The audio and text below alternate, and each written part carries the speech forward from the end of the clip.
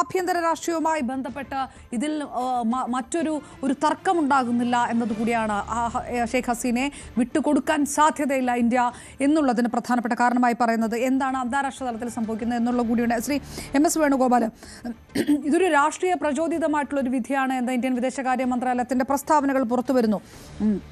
അതിനിടയിൽ ഷെയ്ഖ് ഹസീനയുടെ അനുകൂലികളൊക്കെ കൊൽക്കത്തയിലേക്കൊക്കെ എത്തണമെന്ന ഒരു ആശ്രയം ആവശ്യപ്പെട്ടതുള്ള വാർത്തകളൊക്കെ വരികയാണ്. ബംഗ്ലാദേശും ഇന്ത്യയുമായിട്ടുള്ള ആ റാപ്പോ അത് സമ്മർദ്ദത്തിലാകും, അത് മോശം സ്ഥിതിയിലേക്ക് എത്തും. പക്ഷേ ചൈനയുടെ സ്വാധീനം തടയാൻ തന്ത്രപരമായൊരു നീക്കമായിട്ട് ഇത് ഉപയോഗിക്കാൻ കഴിയുമെന്നുള്ളൊരു വിലയിരുത്തലും വരുന്നുണ്ട്. അത് ഏത് തരത്തിലാണ്? ഹസീനെ ഒപ്പം നിർത്തിക്കൊണ്ട് ബംഗ്ലാദേശ് സർക്കാരുമായിട്ടുള്ള റാപ്പോ മോശമാക്കിക്കൊണ്ട് ഏത് തരത്തിലാണ് ഇന്ത്യ അന്താരാഷ്ട്ര തലത്തിൽ മറ്റൊരു വഴിയിലേക്ക്, ഇപ്പോൾ ചൈന പോലെയുള്ള ആ ഒരു വഴിയിലേക്ക് ഒരു നീക്കം നടത്തുന്നത്? അന്താരാഷ്ട്ര വിഷയം പറയുന്നതിന് മുമ്പ് ഒരു മിനിറ്റ് ഞാൻ ഇതിലെ 3 ഘടകങ്ങൾ, ഒന്ന് ഷെയ്ഖ് ഹസീന, ഒന്ന് മുഹമ്മദ് യൂനസ്, ഒന്ന് ഈ കോടതി, ഇത് മാത്രം ഒന്ന് ഞാൻ പറഞ്ഞോട്ടെ. ബീഗം ഷെയ്ഖ് ഹസീന ആരാണ്? 5 തവണ ബംഗ്ലാദേശ് ഗവൺമെന്റ് തെരഞ്ഞെടുക്കപ്പെട്ട പ്രധാനമന്ത്രി. ഇനി 6ാമതും അവിടെ നീതിന്യായ വ്യവസ്ഥയും ഡെമോക്രസിയും ഉണ്ടെങ്കിൽ 6ാമതും തെരഞ്ഞെടുക്കപ്പെടാൻ സാധ്യതയുള്ള ഒരു പ്രധാനമന്ത്രി. അത് മാത്രമല്ല, ലോകത്തെ ഏറ്റവും വലിയ ഒരു വനിതാ ഡെമോക്രാറ്റിക് ലീഡർ കൂടിയാണ് ഷെയ്ഖ് ഹസീന. ഒരു മുസ്ലിം രാഷ്ട്രത്തിൽ നിന്നാണെന്ന് കൂടി നിങ്ങൾ ആലോചിക്കണം. ഇത്രയധികം നാൾ ഒരു മുസ്ലിം രാഷ്ട്രത്തിൽ നിന്ന് ഒരു വനിതാ പ്രധാനമന്ത്രി നട്ടലോടുകൂടി ഇങ്ങനെ നിൽക്കാൻ കഴിഞ്ഞു എന്ന് പറയുന്നതാണ് ബീഗം ഹസീനയുടെ ഏറ്റവും വലിയ ലോകം ശ്രദ്ധിക്കേണ്ട ഒരു പോയിന്റ്. രണ്ടാമത്തേത്, ആരാണ് ഈ മുഹമ്മദ് യൂനസ്? അദ്ദേഹത്തിന് നോബൽ സമ്മാനം എങ്ങനെ കിട്ടിയെന്ന് ചിന്തിക്കേണ്ട വിധത്തിലാണ് അദ്ദേഹം ഇപ്പൊ പെരുമാറുന്നത്. അദ്ദേഹം എന്താണ് ചെയ്യുന്നത്? അവിടെ ശരിക്കും പറഞ്ഞാൽ വംശീയ കൂട്ടക്കൊലയ്ക്ക് കൂട്ടുനിന്നയാളാണ് ഇപ്പോഴത്തെ മുഹമ്മദ് യൂനസ്. അവിടുത്തെ ന്യൂനപക്ഷങ്ങളെ, ഹിന്ദുക്കളെ, ബുദ്ധന്മാരെ, ജൈനന്മാരെ, എന്തിന് ഹരേ രാമ ഹരേ കൃഷ്ണ പാടിക്കൊണ്ട് നടക്കുന്ന വിദേശികളെ വരെ പിടിച്ച് അകത്തിട്ട് പീഡിപ്പിച്ച് പലരെയും ജനങ്ങളെ കൊണ്ട് കൊല്ലാൻ ഇടവരുത്ത ആളാണ് ഈ നോബൽ സമ്മാനക്കാരനായ മുഹമ്മദ് യൂനസ്. ഈ മുഹമ്മദ് യൂനസിന്റെ നോബൽ സമ്മാനം സമാധാനത്തിനാണെങ്കിൽ അത് പുനഃപരിശോധിക്കേണ്ട സമയം കഴിഞ്ഞിരിക്കുന്നു എന്നാണ് എനിക്ക് തോന്നുന്നത്. ശരിക്കും പറഞ്ഞാൽ ഈ കോടതി അദ്ദേഹത്തിനെയാണ് ന്യൂനപക്ഷ പീഡനത്തിന്റെയും കൊലപാതകത്തിന്റെയും പേരിൽ വധശിക്ഷയ്ക്ക് വിധിക്കപ്പെടേണ്ടത്. ഈ കോടതി എന്താണ് ഇത്? കങ്കാരു കോർട്ടെന്ന് ഇന്ത്യയുടെ വിദേശകാര്യ വക്താവിന് അതേ പറയാൻ കഴിയുള്ളൂ. അതുകൊണ്ടാണ് പറഞ്ഞത്. ഞാൻ പറയുന്നു, ഇത് അധോലോക കോടതിയാണ്.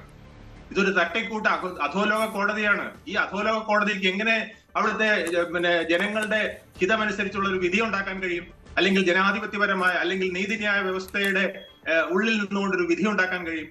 അത്തരത്തിലൊരു വിധി ഉണ്ടാക്കാൻ കഴിയാത്ത ഒരു കോടതി, അത് അവിടുത്തെ സുപ്രീം കോടതി പോലും അല്ല, തട്ടിക്കൂട്ട് കോടതി. അതാണ് ഞാൻ പറഞ്ഞ അധോലോക കോടതി എന്ന്. ഈ അധോലോക കോടതിയുടെ വിധി ഇന്ത്യയെ നല്ല ലോകത്തെ ഒരു ജനാധിപത്യ രാഷ്ട്രവും അംഗീകരിക്കില്ല, മനുഷ്യത്വമുള്ളവരാരും അംഗീകരിക്കില്ല എന്നുള്ളതാണ് എന്റെ ശക്തമായ പച്ചയായ കാര്യം.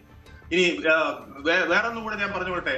ഈ അവിടെ ഒരു ഇലക്ഷൻ എന്തുകൊണ്ട് നടത്താൻ ഇത്രയും നാളായിട്ട് മുഹമ്മദ് യൂനസിന് കഴിഞ്ഞില്ല? എന്തുകൊണ്ടാണ് അവാമി ലീഗ് എന്നുള്ള പാർട്ടിയെ പോലും അവിടെ നിൽക്കാൻ സമ്മതിക്കുന്നില്ല? അവരെ പീഡിപ്പിക്കുകയല്ലേ ചെയ്യുന്നത്? ഈ ഷെയ്ഖ് ഹസീനയ്ക്കെതിരെ വന്ന കുറ്റം എന്താണ്?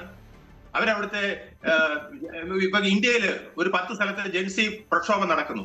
ആ പ്രക്ഷോഭത്തില് ഇന്ത്യൻ പ്രധാനമന്ത്രി പട്ടാളത്തിനെ അയക്കുന്നു.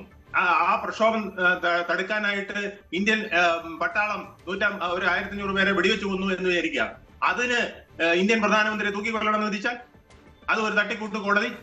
എന്താണിത്? അങ്ങനെയാണെങ്കിൽ ഇന്ത്യയുടെ ഭരണഘടനയെ അട്ടിമറിച്ചു, അടിയന്തരാവസ്ഥ കൊണ്ടുവന്നു. എന്തിനു വേണ്ടി? സ്വന്തം നിലനിൽപ്പിന് വേണ്ടി, കോടതിയുടെ വിധി മറക്കാൻ വേണ്ടിയിട്ട് ഇന്ദിരാഗാന്ധി കൊണ്ടുവന്നു. അപ്പൊ മൊറാർജി ദേശായി വന്ന് ഇതുപോലെ ഒരു തട്ടിക്കൂട്ട് കോടതി ഉണ്ടാക്കി സുപ്രീം കോടതിയുടെ പവറിനെ മരവിപ്പിച്ചുകൊണ്ട്, പാർലമെന്റിൽ എന്തെങ്കിലും ചെയ്ത് മരവിപ്പിച്ചുകൊണ്ട് ഇത്തരത്തിലൊരു വിധി, അല്ലെങ്കിൽ ആജീവനാന്തം ജയിലിൽ കിടക്കട്ടെ എന്നൊരു വിധി ഉണ്ടാക്കിയാൽ നമുക്ക് അംഗീകരിക്കാൻ പറ്റുമോ? എന്താണ് ഇതിൽ നിന്ന് മനസ്സിലാക്കേണ്ടത്? തികച്ചും മൃഗീയമായ, തികച്ചും വർഗീയമായ, തികച്ചും കാട്ടാള ഭരണമാണ് ബംഗ്ലാദേശിൽ ഇപ്പോൾ നടന്നിരിക്കുന്നത്. അതിന്റെ കാട്ടാള നിയമത്തിൽ ഉപയോഗിച്ചുകൊണ്ട് നടന്ന ഒരു കാട്ടാള വിധിയെ ആരംഗീകരിക്കും? ഓക്കെ, തീർച്ചയായിട്ടും ശ്രീ MS വേണുഗോപാൽ, നമുക്ക് താങ്കൾ പറഞ്ഞ ആ ജൻസി പ്രക്ഷോഭവുമായിട്ട് ബന്ധപ്പെട്ട് അന്താരാഷ്ട്ര തലത്തിൽ ഇപ്പോൾ മാറ്റി ചിന്തിച്ചു കൊണ്ടിരിക്കുന്ന ആ ഒരു വിഷയം കൂടി ഇന്ത്യയുടെ നിലപാടുമായിട്ട് പറയുമ്പോൾ എടുത്തു പറയണമെന്ന് തോന്നുന്നു. ഞാൻ ശ്രീ ഡോക്ടർ മോഹൻ വർഗീസിലേക്ക് വരുന്നതിന് മുമ്പ് അഭിലാഷിലേക്ക് വീണ്ടും. അഭിലാഷ്, ജൻസി പ്രക്ഷോഭവുമായി ബന്ധപ്പെട്ട് നേപ്പാളിൽ ജൻസി പ്രക്ഷോഭം ഉണ്ടാകുന്നതിന് മുമ്പ് ബംഗ്ലാദേശിൽ അത് ഉണ്ടാകുകയും ഇത്രയും ഒരു 1400ഓളം മരണം ഉണ്ടാകുന്നു, 5000ഓളം അറസ്റ്റ് ഉണ്ടാകുന്നു. ഇങ്ങനെ ലെതൽ ഫോഴ്സിനെ ഉപയോഗിച്ചുകൊണ്ട് ജീവന് ഹാനിയാകുന്ന തരത്തിൽ ആക്രമണങ്ങൾ അഴിച്ചുവിട്ടു എന്നതാണ് പ്രധാനപ്പെട്ട കുറ്റമായി ഹസീനയുടേതായി കണക്കാക്കപ്പെടുന്നതെങ്കിൽ നേപ്പാളിന് ശേഷം വിദേശ രാജ്യങ്ങൾ ഒരുപക്ഷെ ഇങ്ങനെയുള്ള ചില രാജ്യങ്ങളെ തകർക്കാൻ വേണ്ടി ഈ ജൻസി പ്രക്ഷോഭത്തെ ഉപയോഗിക്കുകയാണോ എന്നൊരു വിലയിരുത്തലേക്കൊക്കെ കാര്യങ്ങൾ പോയിരുന്നു. അങ്ങനെ നോക്കുകയാണെങ്കിൽ സ്വാഭാവികമായിട്ടും ഹസീനയുടെ മേൽ ചുമത്തപ്പെട്ട കുറ്റങ്ങൾക്കൊന്നും നിലനിൽപ്പില്ല എന്നൊരു ഘട്ടമുണ്ട്. അന്താരാഷ്ട്ര ലോകം ആ തരത്തിൽ കൂടി ഇത് കാണുന്നുണ്ടോ? UN അടക്കം ഈ മരണശിക്ഷ അംഗീകരിക്കാത്തത് അതുകൊണ്ടായിരിക്കും. അങ്ങനെ ഒരു വഴിത്തിരിവിലേക്ക് കൂടി ഇത് വരുന്നുണ്ടോ? ബംഗ്ലാദേശ് കോടതി ഇങ്ങനെ ഒരു വധശിക്ഷ വരുമ്പോൾ പോലും ലോകം മാറ്റി ചിന്തിച്ചു തുടങ്ങുന്നത് അതുകൊണ്ടാണ്. അപർണ, ഈ കാര്യത്തിൽ എന്തുകൊണ്ടാണ് അവിടെ ഒരു കലാപം ഉണ്ടായതെന്നുള്ളതാണ് ഏറ്റവും പ്രധാനപ്പെട്ട ചോദ്യം. അതൊരു നമ്മൾ ആലോചിക്കുമ്പോൾ നമുക്ക് ഒരിക്കലും ലോജിക്കില്ലാത്ത തരത്തിലേക്ക് ഈ ഹസീന എന്ത് ചെയ്തു എന്നുള്ള ഒരു ലോജിക്കില്ലാത്ത ചോദ്യത്തിലേക്ക് എത്തും. കാരണം ഇപ്പോഴത്തെ കോടതി വിധി അങ്ങനെയാണ് വന്നിരിക്കുന്നത്.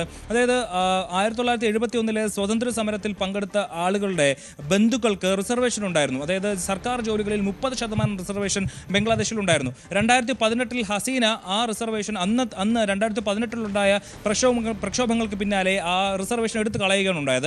പിന്നീട് 2024 ബംഗ്ലാദേശ് കോടതി തന്നെ ആ റിസർവേഷൻ റീഇൻസ്റ്റേറ്റ് ചെയ്യണമെന്ന് ആവശ്യപ്പെട്ടുള്ളൊരു വിധി വരുന്നു. ആ വിധി വരുന്ന സമയത്താണ് ഇത്തരത്തിൽ അവിടെ ഒരു ജൻസി പ്രക്ഷോഭം ഉണ്ടാവുന്നത്. അതായത് സർക്കാരിൽ, അതായത് അവാമി ലീഗിലുള്ള ആളുകൾക്ക് ജോലി കൊടുക്കാൻ വേണ്ടിയിട്ട് ഷെയ്ഖ് ഹസീനയുടെ നേതൃത്വത്തിൽ ഇത്തരത്തിലൊരു സംവരണം അവിടെ കൊണ്ടുവരുന്നു, 30% സംവരണം കൊണ്ടുവരുന്നു എന്ന് അവകാശപ്പെട്ടുകൊണ്ട് ആരോപിച്ചുകൊണ്ട് ഇവർ സമരം ചെയ്യുന്നു.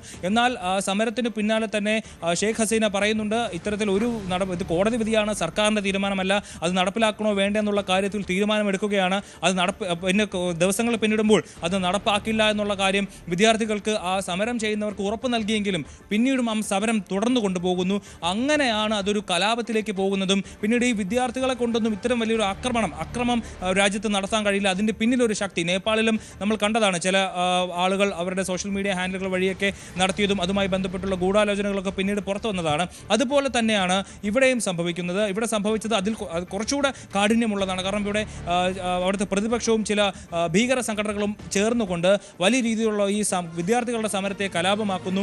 ആ കലാപം അടിച്ചമർത്താൻ നടത്തുന്ന പോലീസിൻ്റെയും സൈന്യത്തിൻ്റെയും ശ്രമങ്ങൾ അത് വലിയ രീതിയിലുള്ള മരണങ്ങളിലേക്കും ദാരുണമായ സംഭവങ്ങളിലേക്കും കാര്യങ്ങൾ എത്തിക്കുന്നു.